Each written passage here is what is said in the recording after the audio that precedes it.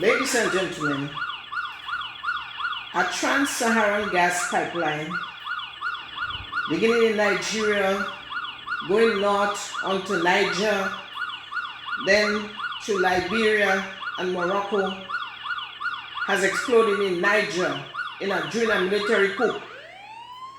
Tensions and threats and sanctions from ECOWAS to invade Niger is rising. Ladies and gentlemen, pray for Niger, pray for Africa.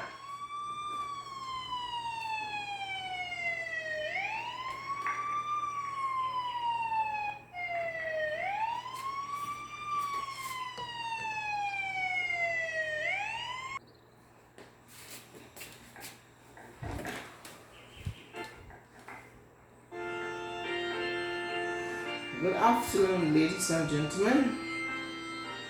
Welcome to another video entitled Pray for Africa.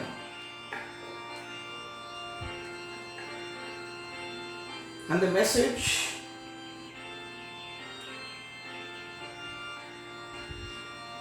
if Africa becomes a battleground for war,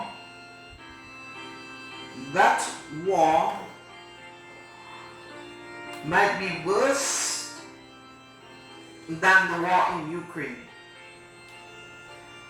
The war in Ukraine is confined to one border region.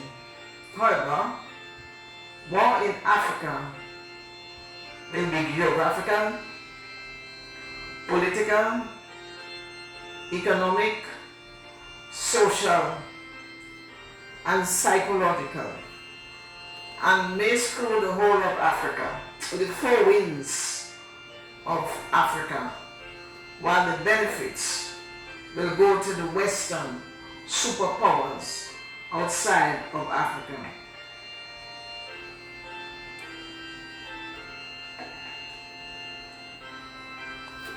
Now,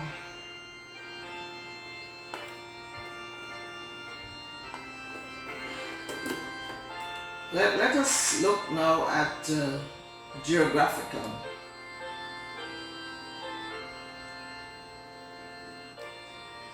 Many of us have been aware in the news of the coup, the military coup that took place in Africa days ago. And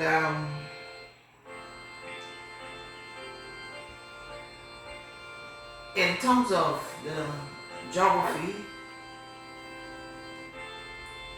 and reports from Arise News and other YouTube agents or creators, it shows that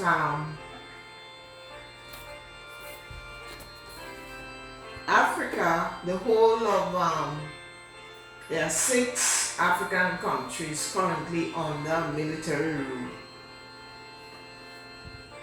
So we have them running across from east to west in the red, as you can see them. And Niger is the most recent, July 2023. Now, if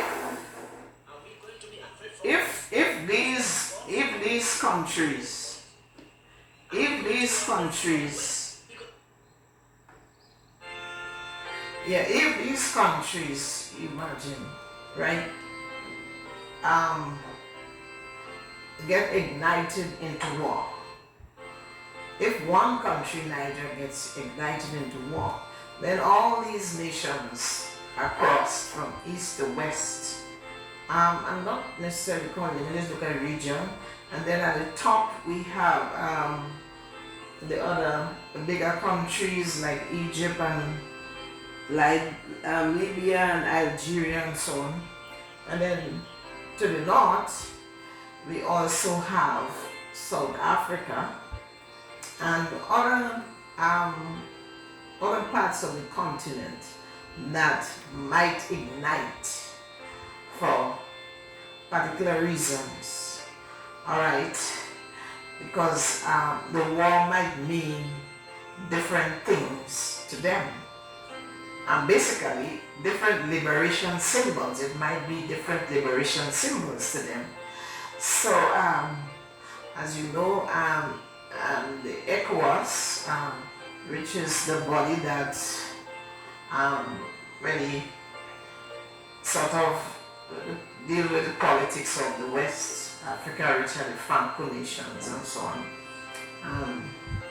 They are the one that is talking about, the invasion and the war. But the coup was a peaceful coup.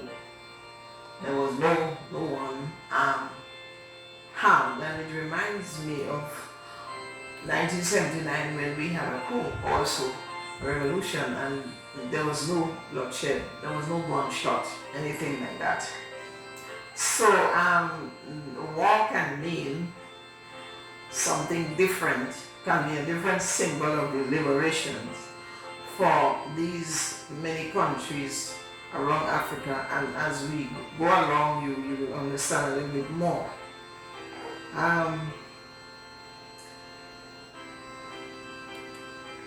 Then we have, let's look at the politics and the economic reason. So, who were the historical colonizers in Africa? So war can be a venom, vent in that venom we'll be talking about here. So who were the historical colonizers? And so we have these colonizers were basically Europeans. They conquered the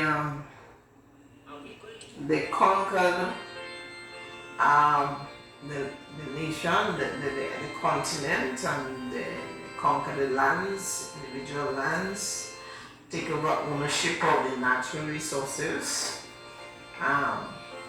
they divided the peoples, they gave new languages, they set up political and legal systems which govern the nations. Now these Europeans were the Dutch, Germany, Portugal, Italy, Spain, France, England, and now England is split in two. England includes also America, the English, which would be England and America. And America is more modern, superimposing power, setting up military bases and having global policies. Global economics and global whatever. So that's the reason why, for example, in the news, you see that promulgation of that led to the fight between, the media fight between Uganda, particularly opposing the LGBT movement, because this is a global policy, right? So it's superimposing of global policies over against the nations. And so, what else do we have? Now we also have a slavery system going on, and what is interesting is that my eyes, I think this one is really where I started out from. My eyes were open all the time. I've been hearing, but I never really, when I was not aware, I didn't come to that awareness, but my eyes were really opened very recently during the preparation of this piece to that slavery system. Alright, now, so basically in the slavery system you have the extraction, the mineral extraction. That's really what's. Now I should say before I go on to that, let me just back up a little bit and say that of the nations that conquered, right? I need to make that France and the English, French and the English, particularly America, are really strong, dominant voices right now, and is a major part of the conflicts that are taking place. Right, so let me go back. Right. Okay, so the slavery system, you know, I always used to hear them talk about, Africa have so many minerals. Yes, you even see it in the Bible, minerals were just on the surface of the ground and so on. My friends tell me about it. But what I was drawn to recently is that, yes, these minerals are there, but we are not really conscious, based upon how the people talking, that some of them are not anymore. So we have the mineral extractions, right? And these are done, in mines and so on. And you have cheap labor. Cheap settlements are sometimes set up around the areas. So the people whose families and so on work in the mine, but it's very cheap, makeshift, temporary settlements.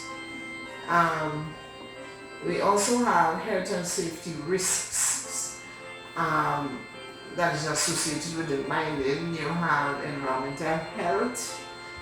Sometimes you have radiation activity, depending on what kind of mineral you're dealing with. In the case of Niger, it's uranium. Right, but basically all across you have environmental problems. So each of the different chemicals during the mining process will have its own environmental impact. Alright, and so it's also going to impact the people's health. And then you have, and of course, during that thing with health, there is no actual, caring for the people. In some cases, the health sector, the people don't even know about those effects. Then you have land depletion. That's the one that's caught my attention. And then I was traveling during around our which one now, the gravel mountain that we have, and I'm looking, and you can see that the depletion that is taking place as the excavation continues. As a matter of fact, the Queen's Park area to the west, by Gabo, that section was also excavated previously, and then they moved to the one that is presently there, and you still see the excavation is, but we're not seeing it much because we can see the effect of the excavation because we are using the minerals, we are using it, building houses, etc. So we can see the income that is coming for it. But that is not the case in the Africa. You have land depletion in some cases. You have land depletion. Alright, so these substances are depleted and they are drained out of the country and they go to the superpowers where manufacturing is taking place. And so you also have economic decline during the economy because the monies are not actually coming back in terms of any fixed foreign policy percentage of interest that will flow back into the countries for infrastructure development. Alright? So you basically have just this cheap, poor labor. Alright, and the bulk of the money is taken out together with the resources. Alright? So then you have social displacement after this land depletion. And I was surprised. A whole settlement, a whole area, a whole, nobody's living there anymore because the area is depleted and there is no infrastructure or development for the people that has really taken place. So it's like a ghost town. Alright, so we have no infrastructure. And so that is a real drain. And if that continues, ladies and gentlemen, one can imagine what could happen to this beautiful country.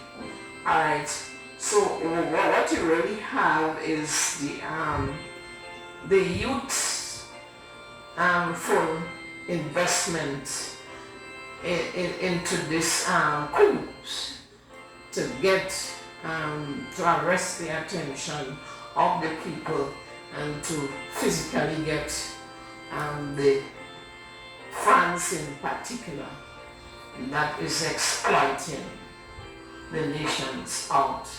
So that's part of the coup, reason for the coup that took place. Alright.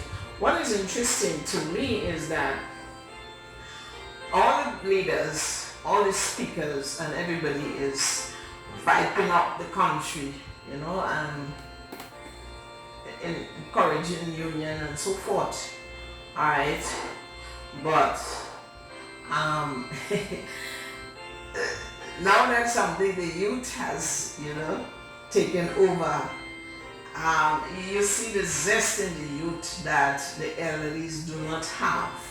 So it's a case where the actions are coming from the younger people, right? Because they are also suffering terribly, and you see a lot of them dying in the ocean and so forth, trying to get to greener pastures. Okay, so these are some of the concerns. All right.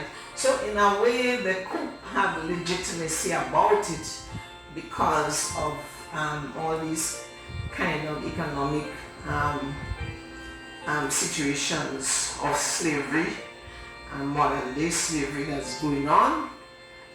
And so here we have something else, energy extraction now, and that's the Trans-Sahara gas pipeline that is supposed to take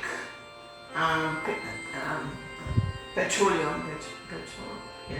substances from Nigeria, and is going to go passing into Niger. There is a let me see if I could come here and sort of. So here we have beginning in the bottom here in this red, if you could see it. This here is where it begins. That's the gas extraction, and it's in Nigeria here, and then it passing into Niger, all right, which is north, and it's going up to Algeria and Morocco. And the idea is that as you see a lot of disseminations in different directions, this is supposed to be like some kind of field, to feed Europe. So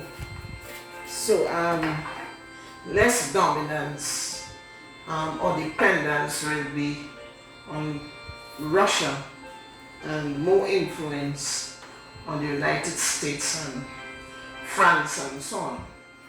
So because there is also a pipeline up in the north of Russia that has been exploded. Alright, so what you have is this pipeline here is supposed to be a replacement, and there was some MOU signed. Let's see, this is the MOU. Alright, it's signed between the nations, okay, and you can read it. So Niger, this is Niger here, Okay? So what you find is that Niger, with the coup, sort of put all the economic players into kind of hostage, right? So, and that's why we hear a lot of the voice from ECOWAS, all right, because that situation is quite, I don't know how to say it, because once the coup is there, then the pipeline is being jeopardized. So that's a whole hole up there and a big issue, and that's making all the noises, all right, in addition to the uranium and so on. So, are we going to be afraid from West because they have guns? No, we are not afraid of guns. Are we going to be afraid from West because they have guns? No, we are not more afraid of them. Right. So, the people are saying, in terms of the social and the political, the people of Niger, they won the coup. You understand? And so, and it's still under the principle of democracy, because I first learned about democracy for teaching from an African linguist, I think. And of course, it means that the people, you confer with the people, and what the people want, that is what you use to govern, that principle. So, although it's a coup, the people are saying that we want it, okay, because we want liberation. So, here we have the people in the streets, anger in Niger over ECOWAS decision, because ECOWAS decided, which is the ruling body, they have decided to, the collective ruling body, like kind of CARICOM kind of concept, they decided to put on sanctions and invade. And so the people are there on the streets demonstrating. Alright? And then look at the psychological, because I think this one is close to the heart of God. Colonization and slavery repress and depress the self-worth of a people, of a nation, which is a major underlying factor for African coups. And I say this is close to God because, if you could remember, Israel spent 430 years in Egyptian bondage. Then there was a time they spent another 17, I think it was Assyria or Babylon. And then maybe they spent other years in other places. But so God is not insensitive to a repressed self-worth people. Alright? As a matter of fact, in cases like those, he even fights and energizes followers or peoples to get his will out in terms of releasing the people from captivity. So he's not unaware, alright? Many of the times people are just, taken aback by, that which is not considered the norm. But sometimes the norm is really what is the problem. And in this case, the norm has been the problem. Alright, repressing the people, colonizing the people, and so on. Now, economic sanctions also contribute to the bleeding of a nation, especially if it is done by your own people. Alright, so that again we saw the injustices that was felt among the people emotionally, because their own people, you know, put more pressure on them than they were already under pressure. So there was no sympathy or compassion that came from the leading body, which was ECOWAS. However, the people still maintained that they wanted to change. And as I said again, if you look at it, the coup was not, if the people meant bad, they would have done differently. But they did not shed any bloodshed. And as I said, these are the things that the leaders are talking about. You know, they talk a lot about it and they make a lot of noise about it. But they don't do anything about it because maybe they cannot do anything about it because of how the system is, how they, you know, fixed into that system. But the young people, as I said, is taking on a different perspective as to how to deal with it. And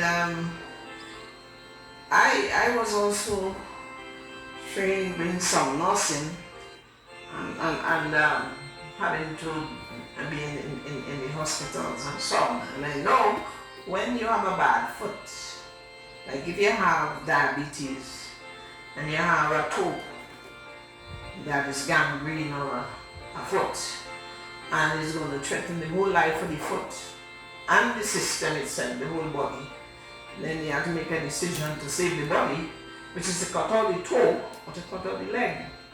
It's harsh, but at the same time it's therapeutic. Alright? So sometimes some things might look extremely harsh, but they might be therapeutic as well. Now, financial aid is also another factor of repression of self-worth of a people and a nation. Africa needs strong financial policies to drive sustainable infrastructural development. You know, all these, the value, ladies and gentlemen, of all these minerals that are taken out of the country. These countries have been leached and they're stored in other superpowers that worth billions and billions and billions and trillions of dollars. If just 20% of these interests, you know, had been by policy consistently being given back to the countries by consistent policies for infrastructure development, just all because of just with the you know, the exchange rate of the dollars, Africa will have no problem, you know, because they will be able to do the infrastructural biddings. And it's something that worries me a lot. How can these people, like for example, we are small and we have free education, primary, secondary, and even now they're talking about post-secondary. And the children have to pay to go to school from since they start. I mean, some teachers don't get paid, you know, roads and health, all different things. Why? Why? Where is the heart that governs these people? Ladies and gentlemen, the mind of God is touched by these things. Alright. So,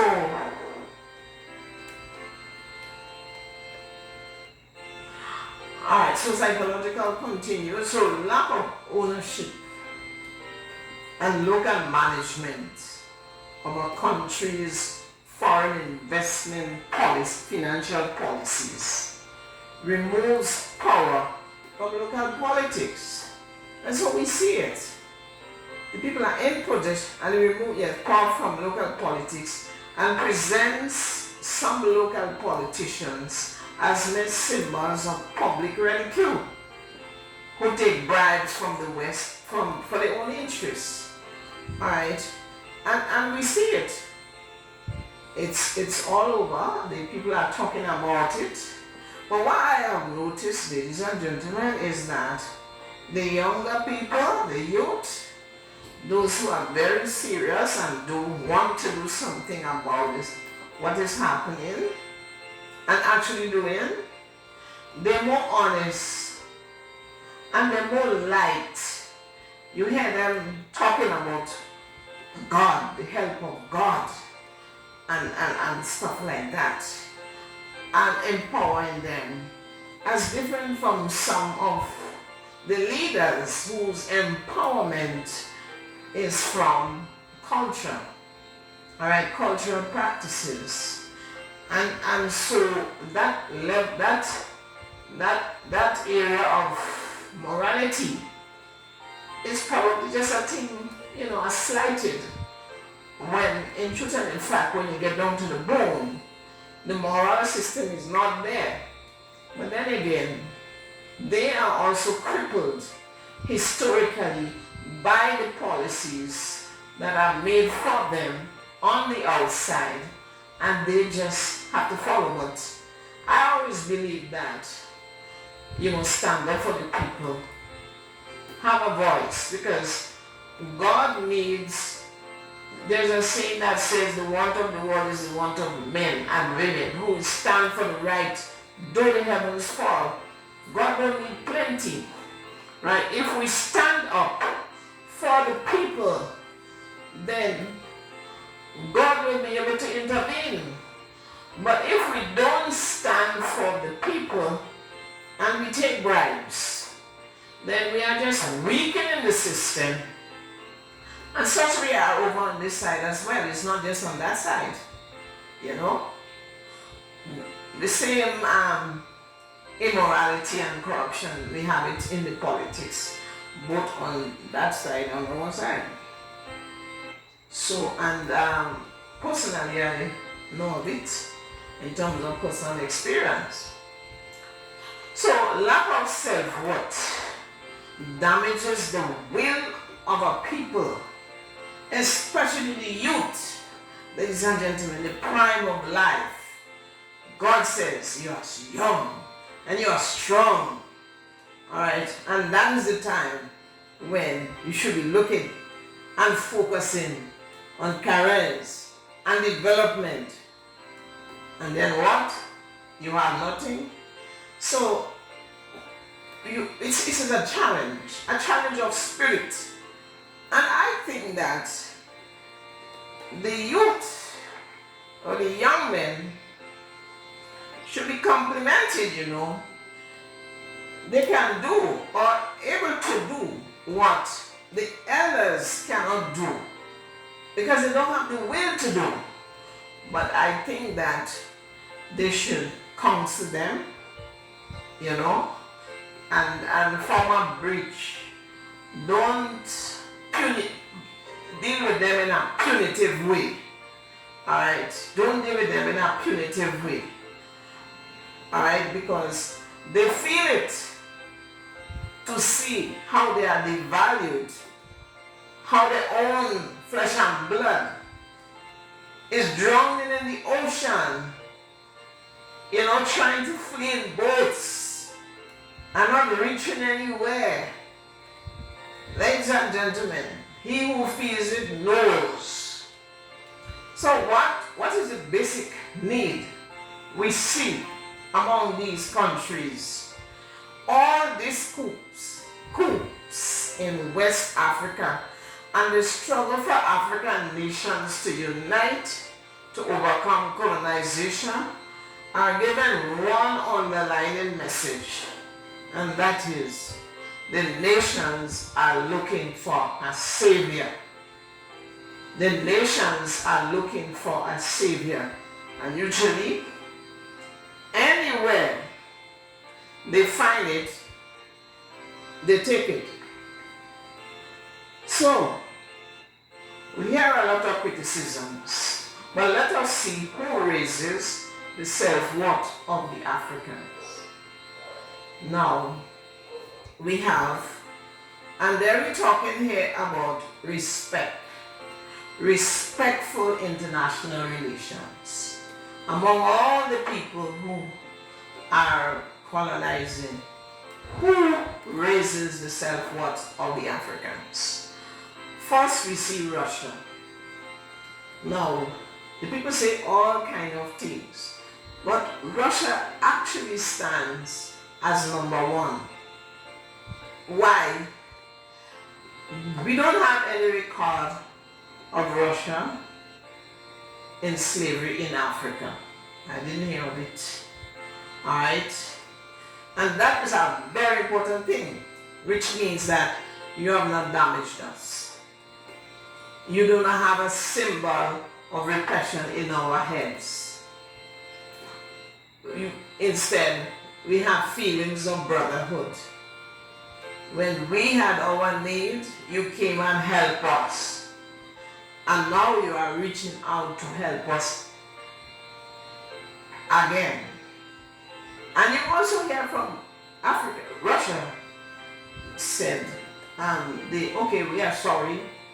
We left you alone after we did intervene and help you. But we will not let that happen again. That kind of sympathetic tone, that kind of compassion, ladies and gentlemen, means a lot to the ego. So we need to understand it. And so we have these feelings of brotherhood and this self-worth. So the self-worth is intact, both in the presence of in Russia and with the dealings. That is very important, ladies and gentlemen. So you see, they do all wickedness, put on all kind of sanctions and all manner of things. But truth is truth. And this is an emotional truth. You know, Russia stands up like a big brother. And that will be a big booster to the self-worth of the African people. Then we have China, who, as it reported, they have the low interest infrastructure, which is different to the over excessive heights in terms of percentages that they have to pay with dealing with France and maybe other nations like the US. Because they have guns? No. Okay. And we also have infrastructure development. We are giving you what you need, all right, and we are coming in and we are doing it. Although they do have struggles at times, but they did attest to the fact that there is respect when they get to the table and they achieve things and they can negotiate. And you also have the cultural identity is being maintained. So there's no effort to change anybody. This is a psychological booster to the African continent. So when we deal with people, we have to look carefully at the psychological aspect, how we make them feel. That is a big boost and make a whole difference in terms of the attitude towards us. Alright? And then what does God say? Now in the last video, the resolution of the great controversy conflict, Isaiah 19 was pointed out that these people in those regions, the region that's Africa, in the early time it was Egypt, Assyria, which were taking the Middle East, Israel. Alright, so we have three descriptions coming out from God, Africa, and of course all who are in the diaspora, my people.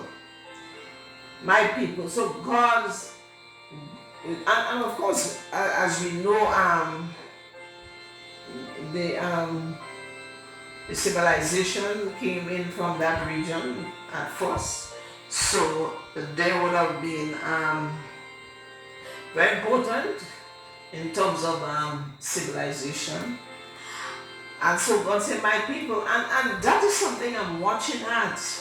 You hear the Africans. Are we not a people? Are we not your people? Even the one who was gifted with the prophet, the gift of the prophecy, that was our concern. Are we not your people, God? Are we not yet a people? We are treated like scum of the earth. And it did not make a difference whether you were from the president, lineage, or otherwise. They were all treated the same way. And so my people, the work of my hands, and my inheritance, Israel. Alright? So, ladies and gentlemen, we need to know that we need to stop taking a scant look at the Africans. We were taught, very negative things from since small about Africa. But we have to change our thinking and really come up, in our mindset. Because as I said in the next video, all the nations will have to prepare for the entry of the kingdom, all who want to go, and nobody is going ahead of nobody, and they're going in on middle ground. Alright? So like one family. That's why we have this song, Love at Home. Right? Love at Home. Right now there's a cry of it all over the Western Africa and Africa itself. We are neighbors, we are brethren, we are family, we are one people, and we don't want to fight against each other. Alright, and what is the justification for the fight? Ladies and gentlemen, why should you plunge your nation in a war, your own people in a war, your own continent in a war, to satisfy the desires of super economic nations who in the first case is your problem, and number two, who have billions and billions and trillions of dollars, right? Why you will want to, repress your people further into a war? Love at home, the song says. There is beauty all around. When there's love at home, there is joy in every sound. When there's love at home, the song that we cry is not to intervene in Niger. No war. Peace and plenty there abide.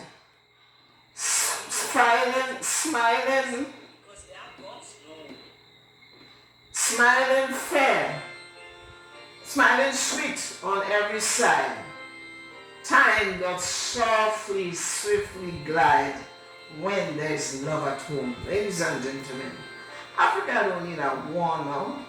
Africa needs healing of emotion. Africa is too pained, psychologically, emotionally, right? They need a sense of brotherhood. They need a sense of camaraderie. They need, peace. They need economic boost. So much. They need to be loved, to be respected, alright, and to be treated fairly, alright. Let them make strong policies and give the people back money. Don't take the money. If you invest in the country and have a foreign policy that X amount of percentage of interest remain for infrastructure development as policy, and stand up for it. And if you have the investment on the outside, when you get the interest, give a percentage, a substantial percentage, 20%, 25%, go back to Africa. And let that justice and balance and that shoulder to shoulder and eye to eye contact be felt among the people. So that's it, ladies and gentlemen. That is what came. So that is what I deliver. May the God of justice and the God of all peace be among us, and may we learn to love one another in this international relations, and also think of our destiny, eternal life with God. Let us prepare ourselves and know that God said no dishonesty and so on will not enter heaven. So let us practice honesty here, love here, brotherliness here, and let us feel a sense of togetherness. And so let us stop it bribing, and let us hold up the hands of the young people and train them aright so they can take over the government successfully. Thank you, ladies and gentlemen.